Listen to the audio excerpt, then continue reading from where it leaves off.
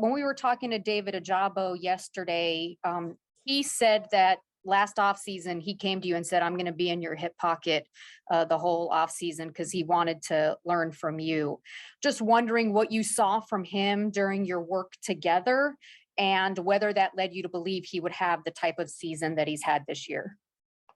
Yeah, that's right. Every day in that offseason, he was right with me that whole time. And, he committed to it every day. And even the days that, it was very difficult. So, he was grinding his ass off this whole offseason. So, all the awards and accolades that he's getting right now, he completely deserves. And next question's from Casey Jones. Go ahead, Casey. Good morning, guys. This question is for both of you. We all know the phrase, those who stay will be champions. Obviously, the words have different meanings for both of you. Can you please just describe what they mean to you each personally? I think they're pretty similar to both of us. I know Josh has got one more year on me, but he didn't win a championship his freshman year. So we both stayed, we both grinded. We are in it, in the hard stuff, we were in the mud. And we came out, and now we're both finishing up our careers and really putting a staple on our legacy here at Michigan, and now we just got to finish the job. Yeah, those words, like Aidan said, to both of us mean, everything, coming in here, as a young freshman earlier on, you've seen those words, but you've never really seen it acted out. And we were the ones, who stuck it out, who stayed through the thick, who stayed through the good and bad times and got to the end of the road. And, it means everything, and it feels good because we are champions and we still got more work to do. So those who stay with me as champions means everything. And it's a great feeling. The next question comes from Max Goldwasser. Go ahead, Max. Hey guys, this is for both of you guys, so you can answer individually. Josh, you're a graduate student. Aidan, and you're a senior. I think a lot of players in your position, maybe not a lot, but we see it nowadays where players will decide to forego their bowl games to prepare for the NFL draft and the next part of their careers. Why was it so important for both of you to finish out this season with the team? I think that was never an option for either of us. And I don't think it mattered if we were in the playoffs or not. If we were playing in some other bowl, I think you'd see me and Josh both strapping up again because, we wouldn't leave our team out to dry ever, just for all the work we put in. Yeah, like Aidan said, it wasn't even close to an option. We've been through so much as a team together throughout this whole season, ups and downs to get to the point we're at. And it's like the only way is to finish what we started. And that's how we feel. That's how the teams feel. We're just ready to go get it in a couple of days. Okay, next question from Brad Galley. Go ahead, Brad. Hold on a second. Sorry about that. Go ahead, Brad. Thanks, guys. Coming in from Channel 7 back home in Detroit as a fellow Catholic leaguer who went to Brother Rice, St. Mary's, Divine Child for you two guys. You come from storied programs, storied schools. What's the vibe been like from your alumni community? Because there are a ton of guys that have come through those halls, and Aidan, a ton of women that have come through those halls too that have done amazing things. What's the support been like from the alumni base back home from those communities? The support has been tremendous, especially, from the Orchard Lake St. Mary's community. Everybody's happy for our success. Everyone's happy to see what not only myself is doing, but also the team and how we're succeeding and pushing forward. And they just wish for the best and wish us to, go get it this next game and have our best game. Yeah, the support from Divine Child has been great. I got a lot of my old teachers texting me and stuff like that, wishing me good luck. All that good stuff. So it's really good to have them at my back. Next question from Laney Higgins. Go ahead, Laney. Hey there, guys. This is a question kind of about just scheme and how you guys think you'll match up. Because obviously, you're the quarterback you're playing against, Stetson Bennett, is a little bit shifty. He's proven that he can be creative in the pocket when, the play breaks down. And I'm curious, just how you think the strengths of this Michigan defense match up against what Georgia's offense is going to throw at you. Yeah, I mean, I think the strengths of this Michigan defense match up really well. You got a quarterback in Stetson Bennett who's a consistent quarterback and extends plays. And as a defense, we have to do a really good job, stopping the run, first and second down, and having a great game plan on third down and getting off the field. Yeah, Josh is right. He's a very mobile quarterback. So that's definitely a point of emphasis. But first things first, we got to stop that run game. That's definitely the point of emphasis. And then get him to third and long and let us rush the passer and get after it. Next question's from Bob Wojnowski. Go ahead, Bob. Yeah, for both of you guys, Josh and Aidan, you're both local guys, grew up around Ann Arbor, around Michigan in the area, and you talked about bringing back the culture, bringing back what Michigan was. Was there ever a time where you really wondered if it was going to get back to a stage like this? Hadn't won a Big Ten title in several years. Did you ever wonder if you'd get back here? From the beginning, after last season, after we finished up the season we had last year coming into this year, it was, what are we doing today to beat Ohio State? What are we doing today to make the best possible, make us the best ourselves and make this team the best we possibly can do as leaders, as a team, as a culture, as a vibe. And we just grinded and put our head down and worked through spring ball, through camp, and through the beginning of the season, through the thick of the season, through the meat and potatoes in the season. So honestly, it never really was a wonder of like, oh, could we not, or could we get here? It was just like, we about to keep grinding and working and keep making ourselves better, keep getting the best we possibly can as a team. And we're going to look up and see where we at. And we here now. So it's a great feeling. Yeah.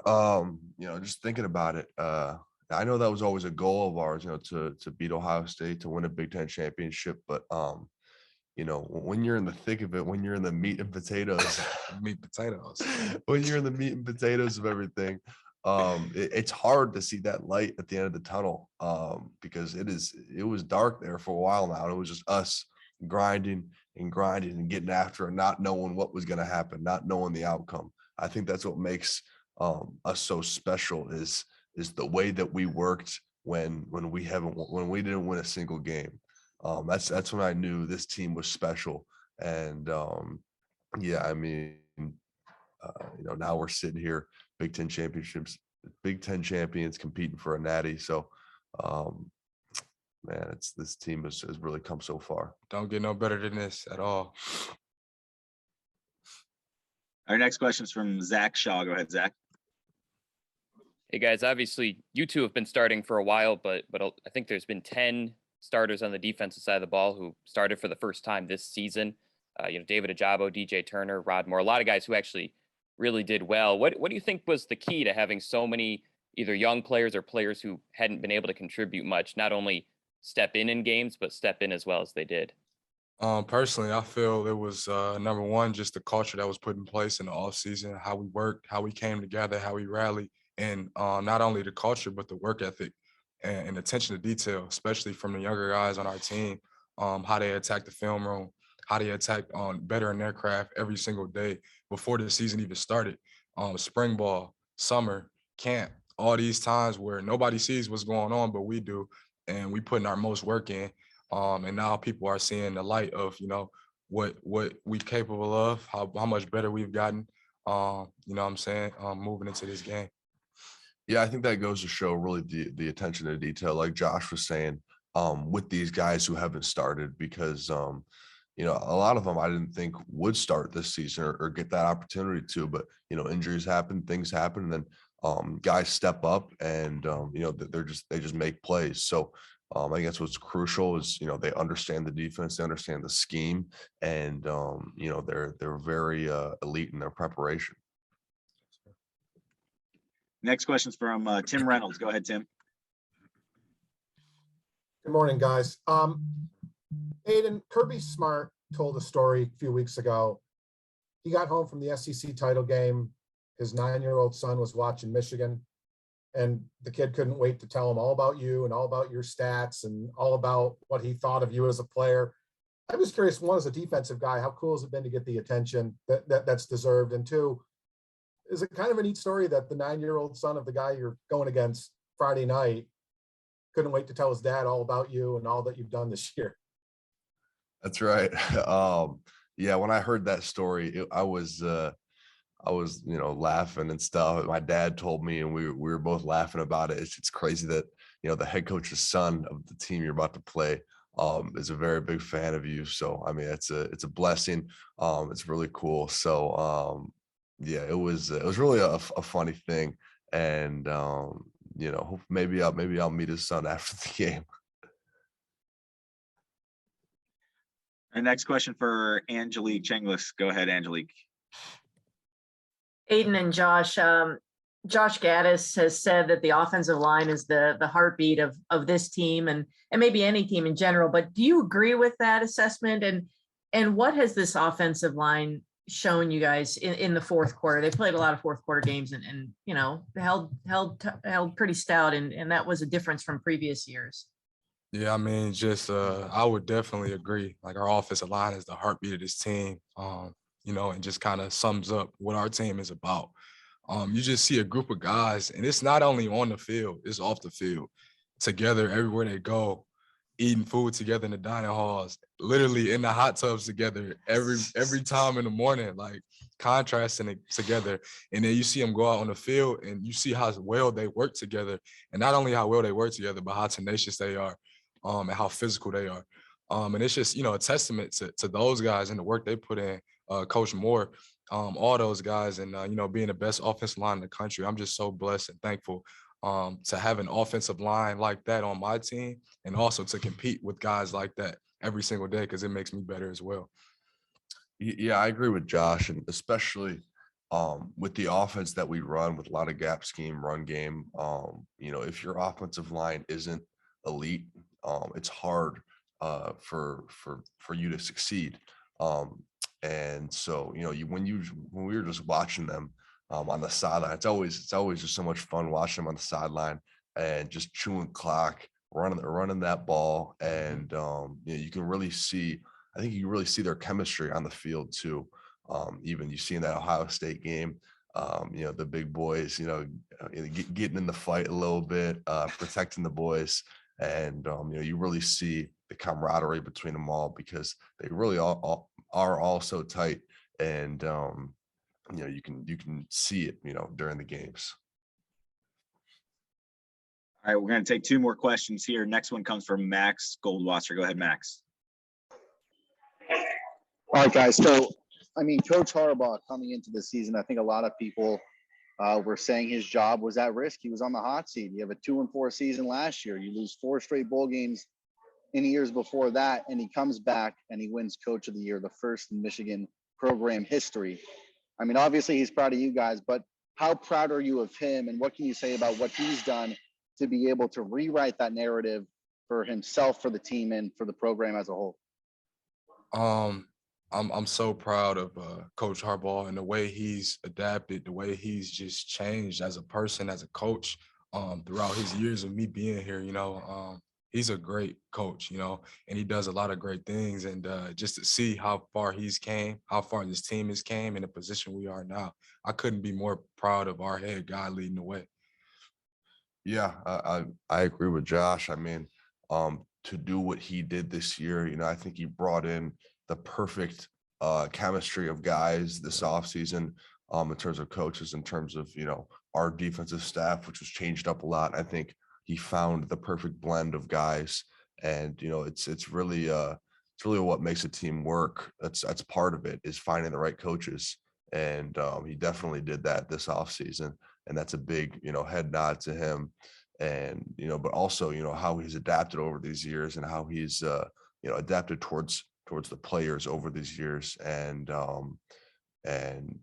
he's really, he's a great guy, and a great coach. And, we couldn't be more proud. All right, last question here for Lainey Higgins. Go ahead, Lainey.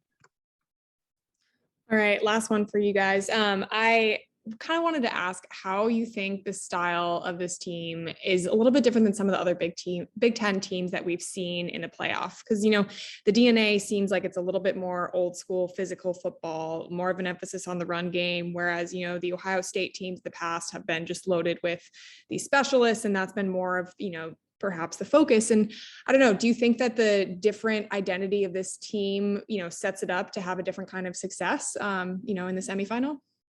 You know, this team is so special. And one thing I can point to in all seriousness is our togetherness, man. Like, we got each other's back, and we not only say it, we be about it. Offense, defense, special teams, we all have each other's backs and we play for each other. And I honestly feel like that's the separator with us in these games is we got each other's back and we're going to play for each other every single snap. The best possible chemistry of a team you can have. And I'm just blessed to be a part of it and ready to go get it these next couple of days. Yeah, and you know, our togetherness is really it's really a big factor. And you know, just going against that Georgia offense, I mean, we're gonna have to really execute and play our game if we want to have a lot of success. You know, they're a very talented offense, got a lot of weapons, and I think we're just gonna have to execute and do what we do and really just not do anything special. You know, we're a very talented defense. We got a lot of good players. So you know, if we go out there and just do our job, I think we can have a lot of success.